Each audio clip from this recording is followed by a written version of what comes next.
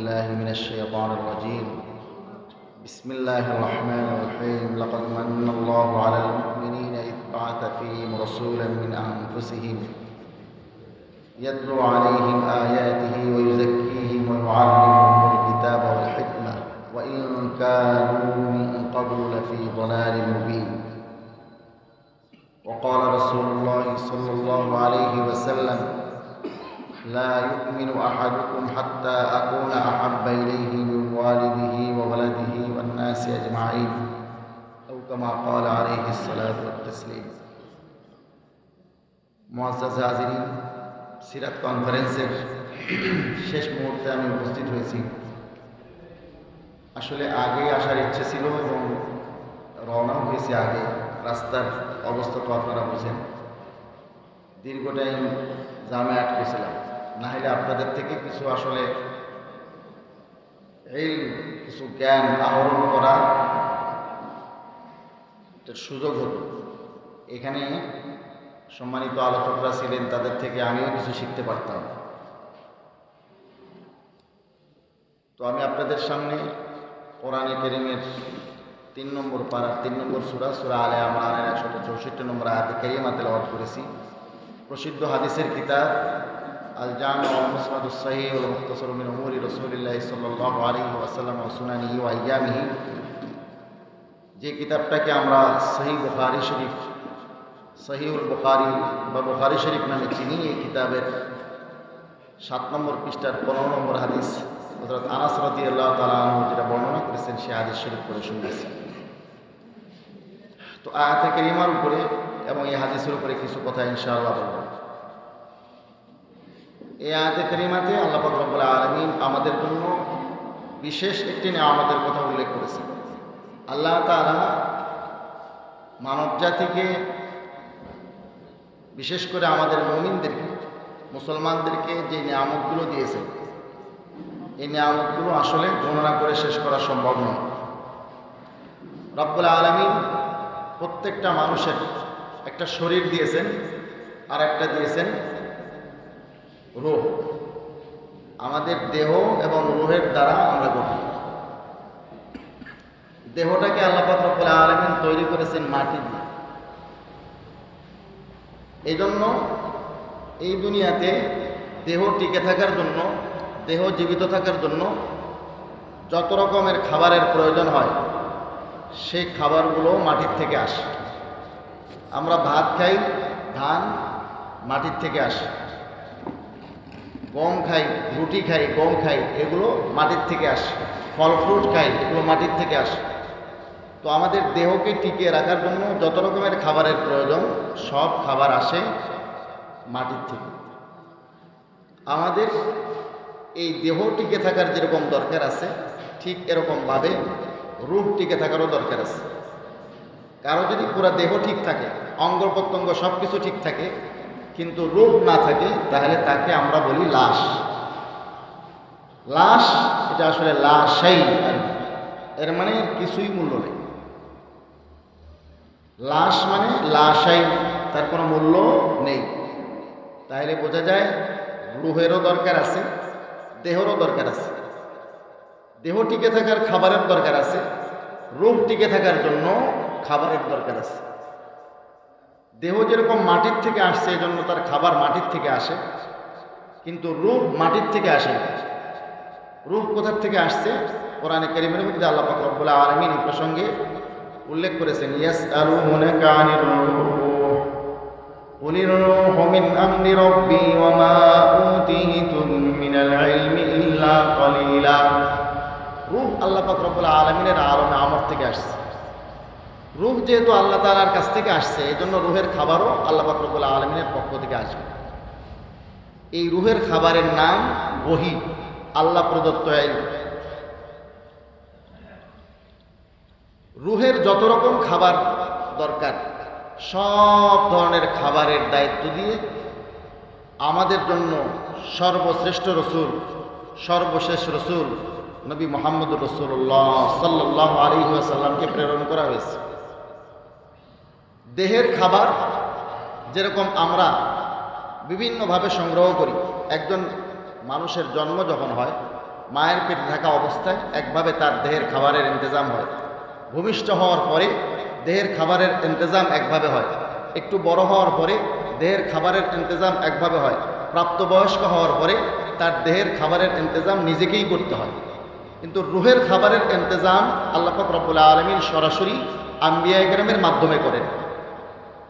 এই পৃথিবীর সমস্ত মানুষের সব ধরনের রুহের খাবারের দায়িত্ব দিয়ে যেই ব্যক্তিকে প্রেরণ করা হয়েছে তিনি হচ্ছেন আমার আপনার নবী মুহাম্মদুর রাসূলুল্লাহ সাল্লাল্লাহু আলাইহি ওয়াসাল্লাম। তো তিনি যেহেতু সব ধরনের রুহের খাবার নিয়ে এসেছেন, এই জন্য নতুন করে আর কোনো রুহের খাবারের দায়িত্বশীলের প্রয়োজন নাই। এ কারণে আমাদের দেশে বর্তমানে কাদিয়ানি তৎপরতা আছে, আপনারা জানেন। কাদিয়ানিদের তৎপরতাটা গোলাম মোহাম্মদ কাদিয়ানিগিরি। তারা মনে করে গোলাম মোহাম্মদ কাদিয়ানি সেও রুহের খাবার নিয়ে এসছে। এই রুহের খাবারগুলো তারা লিখছে গোলাম মোহাম্মদ কাদিয়ানির এই সমস্ত বইগুলোতে। গোলাম মোহাম্মদ কাদিয়ানির লেখা বইগুলো সরাসরি আমার হাতে। আমরা অনেক সময় স্লোগান দেই, ইসলামের শত্রুরা হুঁশিয়ার, সাবধান, আল্লাহ রসুলের অবমাননা আমরা কখনো মানব না, কত রকমের স্লোগান দেই। কিন্তু আমাদের রসুলের অস্তিত্ব নিয়া, রসুলের খাতামুন নবীনের গুণ নিয়া, খাতমে নবুয়তের চাদর নিয়া সিনিমিনি খেলে কাদিয়ানি। তারা তাদের নবী গোলাম মোহাম্মদ কাদিয়ানিকে রুহের খাবারের দায়িত্বশীল মনে করে, যার কারণে কাদিয়ানির লেখা কিতাবগুলোর নাম দিয়েছে তারা রুহানি খাজায়েন। এই রুহানি খাজায়েনগুলো পড়লে কাদিয়ানি যে বাতিল, এখন আসলে লম্বা আলোচনার সময় নেই, আমি সংক্ষেপে আপনাদের হাতে, এখানে যারা আছেন সবাই বুঝবেন, এরকম কিছু দলিল আপনাদের হাতে তুলে দেব। এর জন্য আলেম হতে হবে না, হাফেজ হতে হবে না, মুফতি হতে হবে না, মুহাদ্দিস হতে হবে না, ডক্টরেট করতে হবে না, ব্যারিস্টার হতে হবে না, কোনো রকম উচ্চ শিক্ষিতের প্রয়োজন নাই। যে কোনো মানুষ কাদিয়ানিরা যে বাতিল এই কথাটা স্পষ্টভাবে বুঝতে পারবে সরাসরি কাদিয়ানির লেখা এই বইপত্রগুলো পড়লেই। কাদিয়ানিকে বাতিল প্রমাণ করার জন্য, কাফের প্রমাণ করার জন্য, মিথ্যুক প্রমাণ করার জন্য আর কিছু লাগবে না। চলুন, কাদিয়ানির লেখা এই কিতাবের রুহানি খাজায়েনের 23 নম্বর খণ্ড, যেটা আমার হাতে ইংলিশে লেখা দেখতেছেন আপনারা, 23 নম্বর খণ্ড। কাদিয়ানি যারা হয় তারা টাকার জন্য কাদিয়ানি হয়। কাদিয়ানি যারা বানায় টাকার জন্য কাদিয়ানি বানায়। তারা যে বই লেখে টাকার জন্য লেখে, বই বিক্রি করে টাকার জন্য বিক্রি করে। তাদের হাত থেকে আমরা এগুলো টাকা দিয়ে খরিদ করেছি। রুহানি খাজায়েন আমার হাতে যেটা আছে, এটা 23 নম্বর খণ্ড, এর 299 নম্বর পৃষ্ঠায়। চলুন, আমি এই কিতাব থেকে, এই বইটা থেকে দুইটা উদ্ধৃতি পেশ করব। 299 নম্বর পৃষ্ঠা, 23 নম্বর খণ্ড। এখানে লিখতেছে, তারিখ দাঁ লোক জানতে হ্যাঁ, ইতিহাস যারা জানে তারা এই কথা ভালো করেই জানে कि आपके घर में 11 लड़के पैदा हुए थे। যে রাসূলুল্লাহ সাল্লাল্লাহু আলাইহি ওয়াসাল্লামের ঘরে 11 জন ছেলে জন্ম নিয়েছিলেন। और सब के सब फौत हो गए थे, এবং সকলেই রসুলের জীবদ্দশায় ইন্তেকাল করে। রাসূলুল্লাহ সাল্লাল্লাহু আলাইহি ওয়াসাল্লামের কি 11 জন ছেলে ছিল? এটা কোনো ইতিহাসবিদ লেখা তো দূরে থাক, ভুলেও তো মুখে উচ্চারণ করেনি কোনো ইতিহাসবিদ যে আল্লাহ রসুলের 11 জন ছেলে ছিল। অথচ গোলাম মোহাম্মদ কাদিয়ানি, যেটা তাদের নবী, সেই ধরনের কথা তার রুহানি খাজায়েনের 23 নম্বর খণ্ডের 299 নম্বর পৃষ্ঠায় লিখছে। চলুন, এই বইটারই আমি আরেকটা উদ্ধৃতি পেশ করি। তাকে মিথ্যুক প্রমাণ করার জন্য একদম সহজ বুদ্ধি, যার জুতা ওর মাথা। আপনি ওর কিতাব থেকে ওকে বাতিল প্রমাণ করে দেবেন, বাইরে থেকে কিছু আনতে হবে না। এটা হচ্ছে 23 নম্বর খণ্ড, 465 নম্বর পৃষ্ঠা। লিখতেছে, तारीख को देखो, इतिहास देखें कि आ हजरत सल्लल्लाहु अलैहि वसल्लम वही एक यतीम लड़का था। रसूलुल्लाह सल्लल्लाहु अलैहि वसल्लम वही एक यतीम ছেলে ছিলেন, जिसका बाप पैदाइश से चंद दिन बाद ही फौत हो गया, যার পিতা তার জন্মের কিছুদিন পরেই ইন্তেকাল করেন। আল্লাহ রসুলের পিতা রসুলের জন্মের কিছুদিন পরে ইন্তেকাল করেন না আগে ইন্তেকাল করেন? এই ধরনের ডাহা মিথ্যা কথা লিখতেছে গোলাম মোহাম্মদ কাদিয়ানি। রুহানি খাজায়েন খণ্ড নম্বর 23 পৃষ্ঠা নম্বর 465। তাকে বাতিল প্রমাণ করার জন্য বাহির থেকে কিছু আনতে হবে না। রুহানি খাজায়েন উদাহরণস্বরূপ আর একটা খণ্ড থেকে আমি পেশ করছি, 3 নম্বর খণ্ড, রুহানি খাজাইন, খণ্ড নম্বর 3, পৃষ্ঠা নম্বর 140। এখানে দেখি, চলুন। और मैंने कहा, कादियानी लिखतेছে 140 নম্বর পৃষ্ঠায় রুহানি খাজাইনের 3 নম্বর খণ্ডে। और मैंने कहा, সে বলে যে আমি বলি कि 3 शहरों का नाम एजाज के साथ कुरान शरीफ में दर्ज किया गया है। 3টি শহরের নাম কোরআনে বড় সম্মানের সাথে উল্লেখ করা হয়েছে, মক্কা और মদিনা और কাদিয়ান। মক্কা, মদিনা এবং কাদিয়ান, এই 3টা শব্দ বলে বড় সম্মানের সাথে কোরআনে উল্লেখ আছে। কাদিয়ান শব্দ কোরআনে কোথাও উল্লেখ আছে? মুনাজ্জাল মিনাল্লাহ, আল্লাহর পক্ষ থেকে নাজিলকৃত কোরআনের তো শুরু থেকে শেষ পর্যন্ত কোথাও নাই। কাদিয়ানের উপরে আবার শয়তানের পক্ষ থেকেও কিছু নাজিল হবে, সেখানে থাকতে পারে। মুসলমান ভাইরা আমার, এদেরকে আমরা যখন রাষ্ট্রীয়ভাবে অমুসলিম ঘোষণা করার দাবি করি, বিষয়টা ভালো করে খেয়াল করবে, তখন অনেক সময় মনে করা হয় এটা রাজনৈতিক ইস্যু। আসলে কি কাদিয়ানীদের বিষয়টা রাজনৈতিক ইস্যু? কাদিয়ানীদের প্রচারণায়, তাদের সমাবেশে আমরা বাধা দিই কেন? কারণ তারা মুসলমানের নাম নিয়ে প্রচারণা করে। আমাদের দেশে হিন্দুরা আছে, বৌদ্ধরা আছে, খ্রিস্টানরা আছে, ইহুদিরা আছে, বিভিন্ন ধর্মাবলম্বীরা আছে। তাদের নিজস্ব ধর্মের ব্যানারে তারা কাজ করবে, প্রচারণা চালাবে, আমাদের কোনো বাধা সেখানে নেই। কাদিয়ানীরাও যদি আমাদের দেশের নাগরিক হয়, আমাদের দেশেই থাকবে, এটা নিয়ে আমাদের কোনো আপত্তি নেই। কিন্তু নিজস্ব ধর্ম পরিচয়ে থাকতে হবে, মুসলিম পরিচয়ে এদেশে থাকার কোনো অধিকার তাদের নেই। কারণ কাদিয়ানী একটা আলাদা ধর্ম, কাদিয়ানী একটা আলাদা ধর্ম। মুসলমান ভাইরা আমার, এখানে একটু আমি মাঝখানে এর আর একটা উদ্ধৃতি আছে, তার আগে একটু আপনাদেরকে এদিকে মোতাজ্জ হওয়ার জন্য একটু দৃষ্টি আকর্ষণ করছি। এই যে বিষয়টা, আমরা যখন রাষ্ট্রীয়ভাবে অমুসলিম ঘোষণার দাবি করি, অনেক সময় এটাকে রাজনৈতিক ইস্যু, বিশেষ করে এখন বর্তমানে যেটা বলে এটা আসলে কাটিয়ে দেওয়া হয়, এটা হচ্ছে মুসলমানদের এগুলো আভ্যন্তরীণ বিষয়, আভ্যন্তরীণ গণ্ডগোল। যেরকম আমাদের ভেতরে এক গ্রুপ আছে যারা মিলাদ কিয়াম পছন্দ করেন, আর এক গ্রুপ আছে যারা মিলাদ কিয়াম পছন্দ করেন না, প্রচলিত মিলাদ কিয়াম। আর এক গ্রুপ আছে যারা আমিন জোরে বলেন, এক গ্রুপ আছে যারা আমিন আসতে বলেন। তো এগুলো মুসলমানদের আভ্যন্তরীণ গ্রুপ, মুসলমানদের আভ্যন্তরীণ বিষয়। তো মুসলমানদের আভ্যন্তরীণ যে ভিন্ন মত আছে, এগুলোকে সেই ধরনের কিছু মনে করে কাটিয়ে দেওয়া হয়। প্রশাসনের লোকজনের সাথে আমরা কথা বলছি, তারা বলে এইগুলো আসলে তো তারা আমাদের নবীর কালেমা পড়ে। কারণ কাদিয়ানীদেরকে তারা ডাকে যে হুজুররা বলে তোমরা নাকি মুসলমান না। তো ডাকলে তখন তারা বলে দেখেন, আগে যদি আমাদের ব্যাপারে আপনাদের কোনো সন্দেহ থাকে, তাহলে আপনাদের সামনে আমরা কালিমা পড়তেছি, প্রশাসনের লোকের সামনে তারা কালিমা পড়ে লা ইলাহা ইল্লাল্লাহু মুহাম্মাদুর রাসূলুল্লাহ। প্রশাসনের লোকেরা মনে করে ঠিক তো, এরা তো কালিমা পড়তেছে, তাইলে এটা তো মুসলমান, কালিমাগু মুসলমান। এদেরকে কেন এই হুজুররা খাইয়ে দেয়, কাজ নাই, অমুসলিম ঘোষণা করার জন্য দাবি করতেছে। আমরা বারবার বলি ইসলামের শত্রুরা হুঁশিয়ার, সাবধান। ইসলামের শত্রুরা মূলত ঠিকই হুঁশিয়ার সাবধান আছে, হুঁশিয়ার সাবধান আমরাই নেই। আমি যে এলাকায় থাকি উত্তরাঞ্চলের 16 ডিস্ট্রিক্টে আমার আলহামদুলিল্লাহ সরব পদচারণা আছে।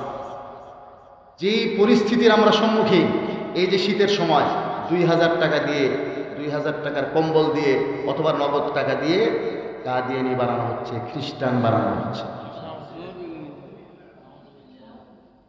কি নাম দিয়ে? ওই যে বলছি ইসলামের শত্রুরা বড় হুঁশিয়ার সাবধান। তারা এখন কাদিয়ানী নামে প্রচারণা চালায় না, তারা প্রচারণা চালায় আহমদিয়া মুসলিম জামাত।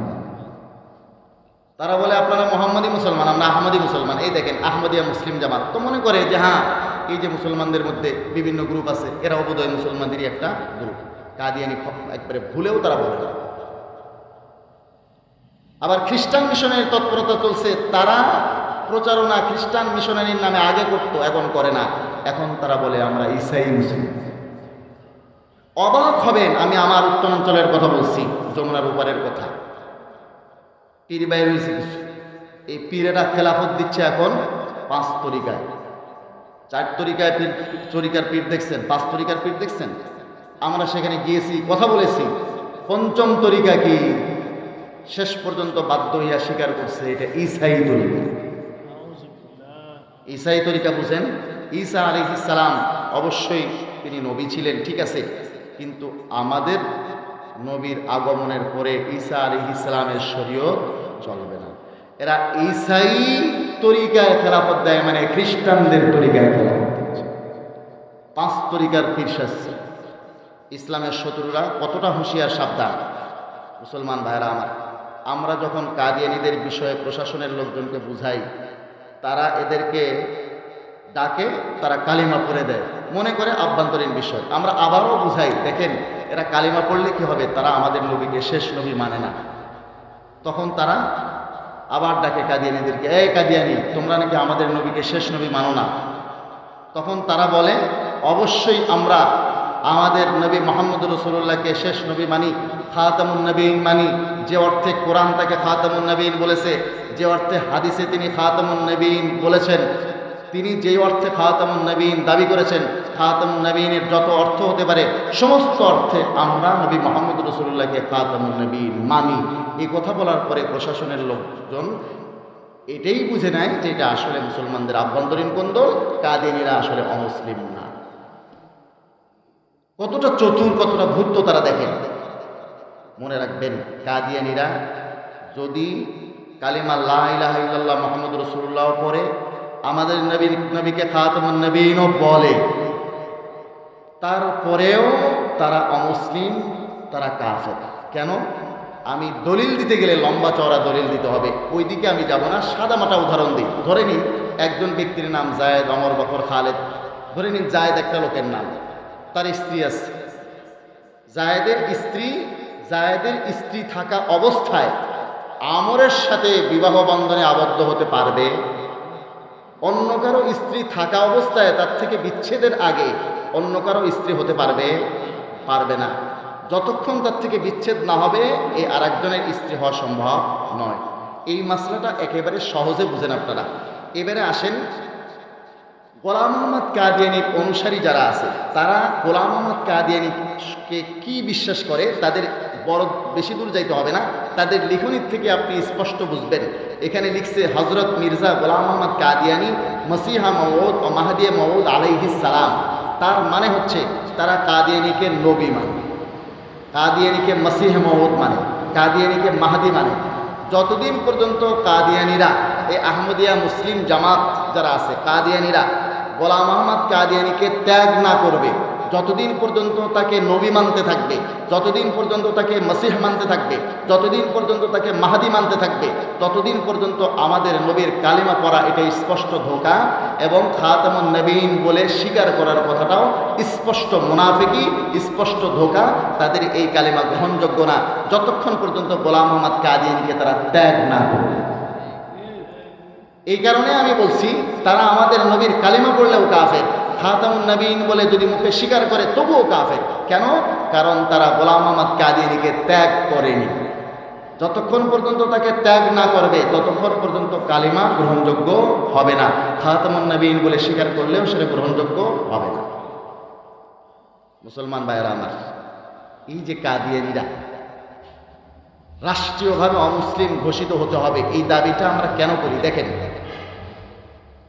আমাদের দেশের সাধারণ মুসলমানরা অত অ্যাসপেস বুঝে না, এরা ইসলামের গভীর জ্ঞান রাখে না, কাদিয়ানীদের বইপত্র পড়ে।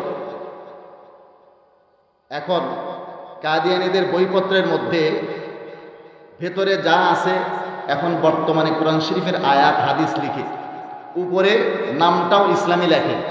এই বইপত্রগুলো যখন না জেনে কোনো মানুষ পড়ে, আস্তে আস্তে কাদিয়ানী হয়ে যায়। তাদের কিছু চ্যানেল আছে, অনলাইনে বেশ কিছু চ্যানেল তাদের আছে, সেখান থেকে প্রচারণা চালায় ইসলামের নামের উপরে। কিন্তু এগুলো দেখে অনেক মানুষ, বিশেষ করে আমাদের ইয়ং জেনারেশন, আস্তে আস্তে সেদিকে গিয়ে কাদিয়ানী হয়ে যাচ্ছে। বড় সমস্যা যেটা হচ্ছে, এরা যেহেতু মুসলিম নাম ধারণ করে এবং মুসলমান পরিচয় দেয়, এজন্য অনেকে আত্মীয়তা বন্ধনে তাদের সাথে আবদ্ধ হয়ে যাচ্ছে।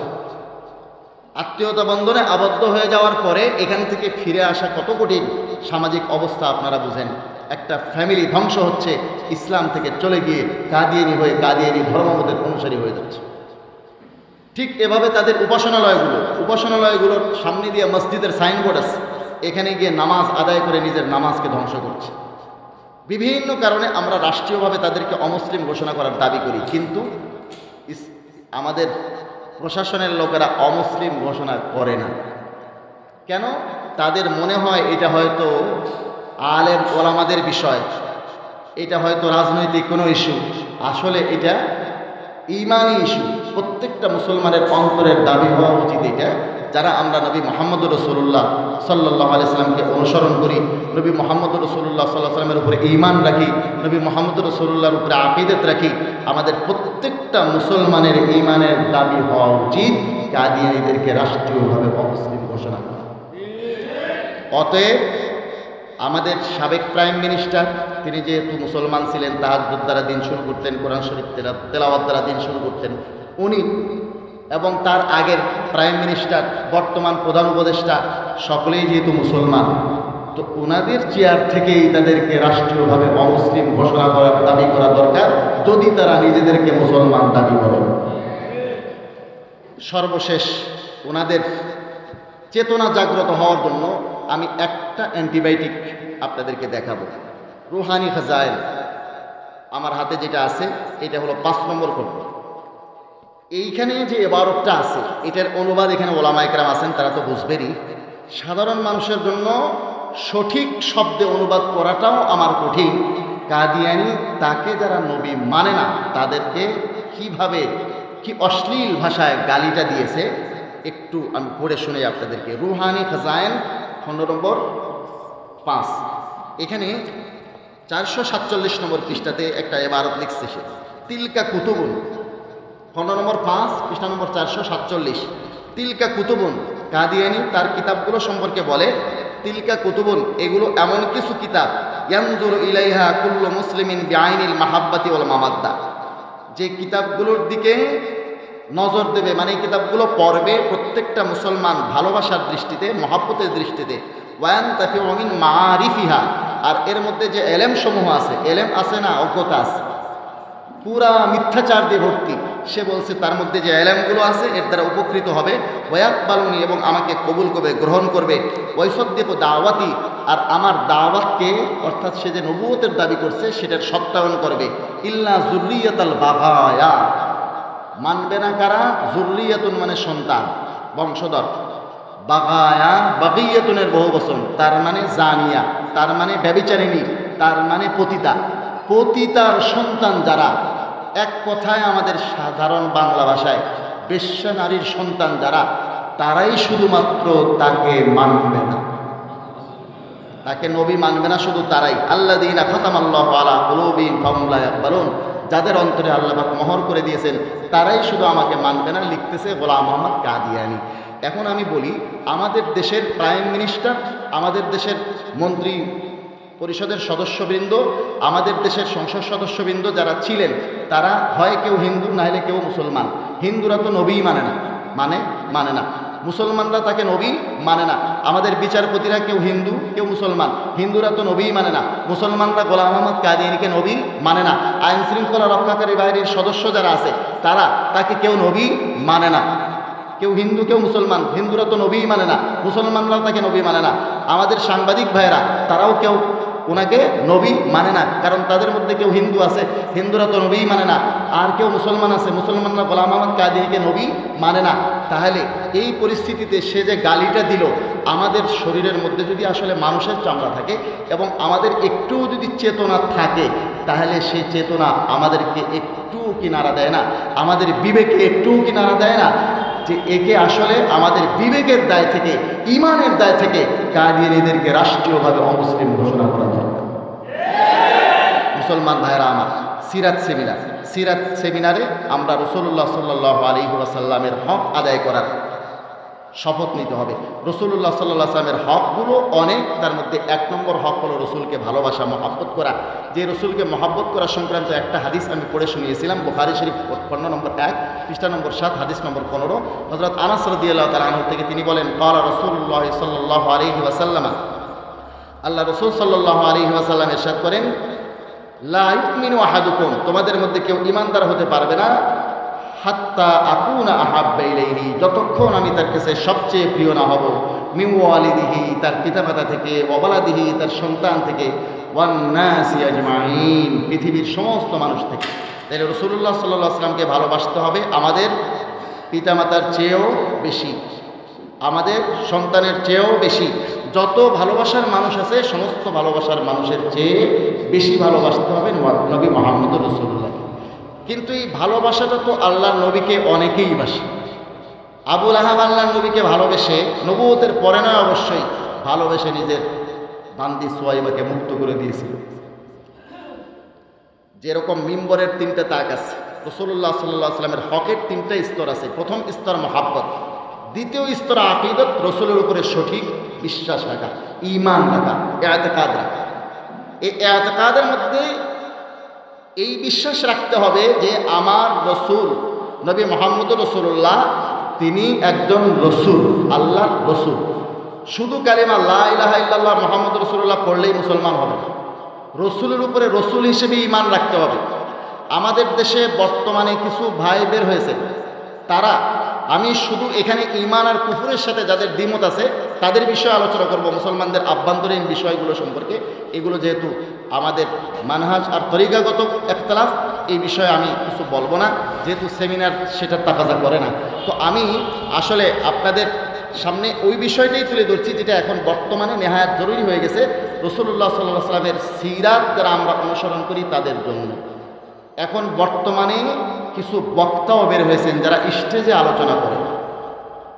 ওই যে আমি বলছিলাম ইসলামের শত্রুরা হুঁশিয়ার সাবধান, তারা আমাদের মধ্যে যারা আলোচক, যাদের কথা মানুষ শুনে তাদেরকে গ্রাস করতেছে। ইহুদি খ্রিস্টানদের চক্রান্ত বড় মারাত্মক। বড় বড় ফ্যামিলিতে, ভালো ভালো ফ্যামিলিতে তারা আক্রমণ করতেছে তাদেরকে ধ্বংস করার জন্য।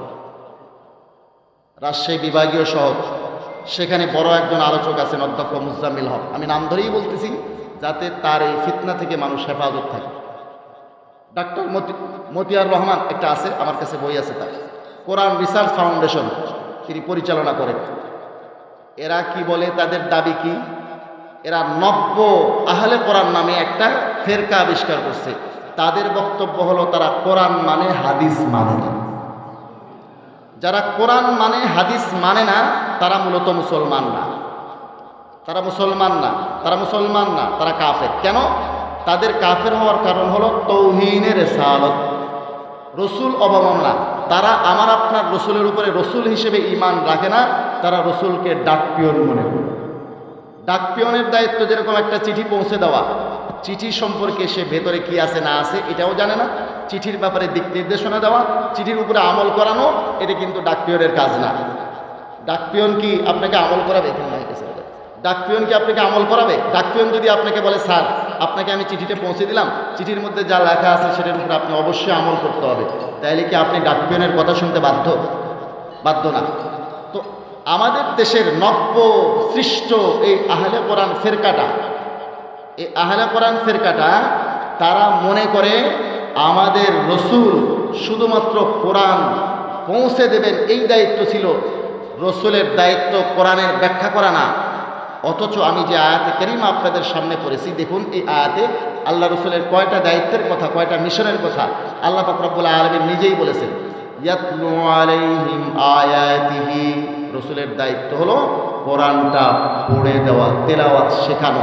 এরকম কোনো পিয়ন দেখছেন যেই পিয়ন চিঠি পৌঁছে দিয়ে সে চিঠি পড়ে দেয়? চিঠি পৌঁছে দিয়ে চিঠি পড়ে দেওয়া এটা ডাকপিয়নের দায়িত্ব না। চলুন আল্লাহ পাক রব্বুল আলামিন বলেন ওয়ায়ুযাক্কিহিম, রসুলের দায়িত্ব হলো তাদেরকে উন্নত আখলাক চরিত্রের শিক্ষা দান করা। পিয়ন আসিয়া চরিত্র শিক্ষা দেয়। এরপরে আল্লাহ পাক রব্বুল আলামিন বলেন ওয়ায়ুআল্লিমুহুমুল কিতাব ওয়াল হিকমা, কোরআন এবং সুন্নাহর আহকাম বিধান শিক্ষা দেবেন নবী।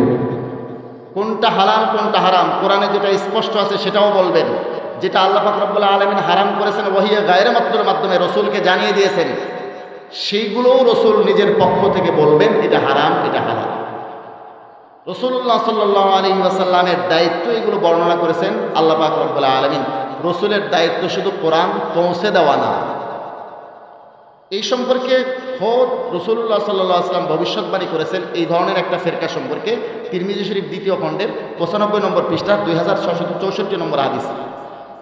হযরত মিকদাম ইবনে মাআদি কারীব রাদিয়াল্লাহু তাআলা আনহু থেকে বর্ণিত এই হাদিসে আল্লাহ রাসূল বলেন, আলা আহল আসা আইয়ুশ আলা আহল আসা রাজুলুন ইয়াবলুগুল হাদিস আননি, সতর্ক থাকো, সামনে কিছু লোক এমন আসবে যাদের সামনে আমার হাদিস পৌঁছবে। ওহুয়া মুত্তাকিউন আলা আরিকাতিহি, যে অবস্থায় সে তার সুসজ্জিত আসনে টেক দিয়ে হেলান দিয়ে বসে থাকবে।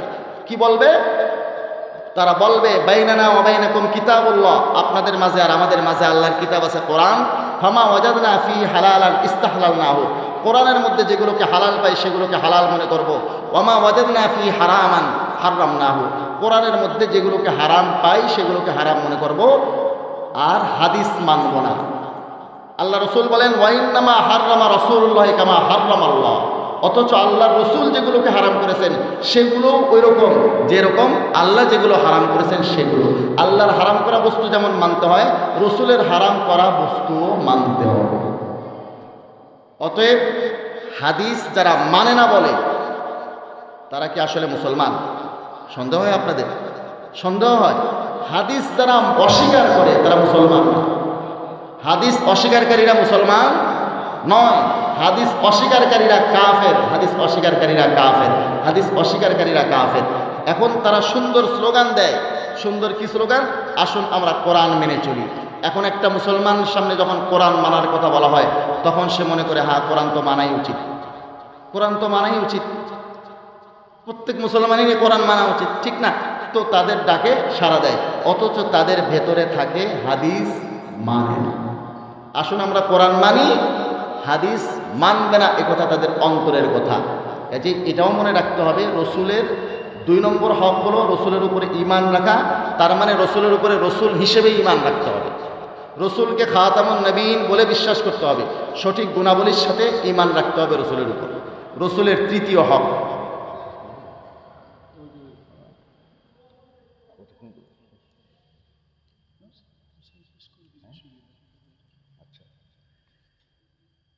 আসলে অনেক সময় হয়েছে তো আমি এই শেষ হকটা বলি, একেবারেই সংক্ষেপ করে দিচ্ছি।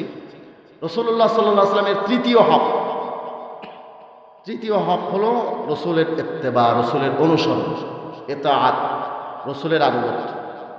তো এই ব্যাপারে একটা সুখবরের হাদিস আছে। বর্তমান না অফারের জামানা চলতেছে, তো একটা অফারের কথা আপনাদেরকে শোনায় দিই। বিভিন্ন কোম্পানি অফার দেয়, তো সিরাত কনফারেন্স থেকে এই অফারটা আমরা আজকে নিয়ে যাই। অফারটা কি? অফার হলো রসুলের সাথে জান্নাতে থাকার অফার। রসুলের সাথে জান্নাতে থাকার অফারের মতো বড় অফার আর আছে? একজন মুসলমানের সর্বোচ্চ সাআদত, সর্বোচ্চ সৌভাগ্য হলো রসুলের সাথে জান্নাতে থাকা। আমরা সবাই থাকতে চাই না রসুলের সাথে জান্নাতে? আল্লাহ পাক রব্বুল আলামিন রসুলের সাথে জান্নাতে থাকার আমাদের সকলকে তৌফিক দান করুন। এই হাদিস শরীফটা হযরত আনাস রাদিয়াল্লাহু তাআলা আনহু থেকে বর্ণিত আছে। তিরমিজি শরীফ 2678 নম্বর হাদিস, যেটা মিশকাত শরীফের প্রথম খণ্ডে। আপনাদের হাতের নাগালে মিশকাত শরীফ সবসময় থাকে, দেখবেন মিশকাত শরীফের প্রথম খণ্ডে 30 নম্বর পৃষ্ঠার 175 নম্বর হাদিসে হযরত আনাস রাদিয়াল্লাহু তাআলা আনহু থেকে বর্ণিত আছে। আল্লাহ রাসূল সাল্লাল্লাহু আলাইহি ওয়াসাল্লাম বলেন, মান আহাব্বা সুন্নতি ফাকাদ আহাব্বানি ওয়া মান আহাব্বানি কানা মাই ফিল জান্নাহ। যে ব্যক্তি আমাকে, আমার সুন্নতকে মহব্বত করলো সে আমাকেই মহব্বত করলো, আর যে আমাকে মহব্বত করলো সে আমি নবীর সাথে জান্নাতে থাকবে। ইলমে মান্তিক একটা সাবজেক্ট আছে, ইলমে মান্তিক, বুঝেন তো? ইলমে মান্তিকের মধ্যে হদ্দে আওসাত, শিকলে আউ্বালের মধ্যে, শিকলে আউ্বাল এর মধ্যে হদ্দে আওসাত হয় সোগরার মাহমুল কুবরার মৌজু। তো শিকলে আউ্বালের মধ্যে হদ্দে আওসাত সোগরার মাহমুল হয় কুবরার মৌজু। এই যে মান আহাব্বা সুন্নতি ফাকাদ আহাব্বানি ওয়া মান আহাব্বানি কানা মাই ফিল জান্নাহ, এটা শিকলে আউ্বাল। এখানে ফাকাদ আহাব্বানি, মান আহাব্বানি হাদ্দে আওসাত, এটা ফেলে দেন, নতিজা কি হবে? মান আহাব্বা সুন্নতি কানা মাই ফিল জান্নাহ। যে ব্যক্তি আমার সুন্নতকে মহব্বত করলো সে আমি নবীর সাথে জান্নাতে থাকবে। তো এখানে কিন্তু সুন্নত আমল করার শর্ত নাই। আমরা যতদূর পারবো সুন্নতের উপর আমল করব, আর অন্তত পক্ষে সুন্নতকে মহব্বত করব। সুন্নতকে মহব্বত করলেন, সুন্নত ওয়ালাদের সাথে দুশ্মনী রাখলেন, তাইলে হবে? একজন আমাকে খুব ভালোবাসে, আপনাকে খুব ভালোবাসে, আপনার ছেলেকে দেখলে মারে, আপনার মেয়েদেরকে দেখলে গালি দেয়, আপনার পিতাকে দেখলে গালি দেয়, আপনার বাবাকে দেখলে দুর্নাম করে, আপনার 14 গোষ্ঠীকে গালিগালাজ করে, আপনার জরুরিয়াত, আপনার পরিবার, আপনার ওয়ারিসিন যারা আছে তাদেরকে গালাগালি করে, তাইলে সে কি আসলেই আপনাকে ভালোবাসে? ভালোবাসার পরিচয় ছিল যদি আপনার সামনে যেরকম মহাব্বতের প্রকাশ করে আপনার ওয়ারিসিনকেও যদি ভালোবাসতো, তাইলে হতো প্রকৃত ভালোবাসা। কাজেই আমরা নবীর সুন্নতকে ভালোবাসবো, সুন্নত ওয়ালাদেরকে ভালোবাসবো। সুন্নতের উপরে যারা চলতে চেষ্টা করে তাদেরকে ভালোবাসবো। সুন্নতের ডিপু যেগুলো আছে, মার্কাজ আর কেন্দ্র যেগুলো আছে, যেখান থেকে সুন্নত জিন্দা হয়, এই এদারাগুলো, এই প্রতিষ্ঠানগুলোকে ভালোবাসবো। বাসবো তো ইনশাআল্লাহ। আল্লাহ পাক রব্বুল আলামিন আমাদের সকলকে সুন্নতকে মহব্বত করার প্রতিজ্ঞা আজকে সিরাত কনফারেন্স থেকে নেওয়ার তৌফিক নসিব করেন এবং সুন্নতকে মহব্বত করে আজীবন সুন্নতের উপরে চলার চেষ্টা করার, সুন্নতের মহব্বতের উপরে আমাদেরকে দুনিয়া থেকে বিদায় নেওয়ার এবং আখিরাতে নবীর সাথে জান্নাতে থাকার আল্লাহ পাক রব্বুল আলামিন আমাদের সকলকে তৌফিক দান করেন।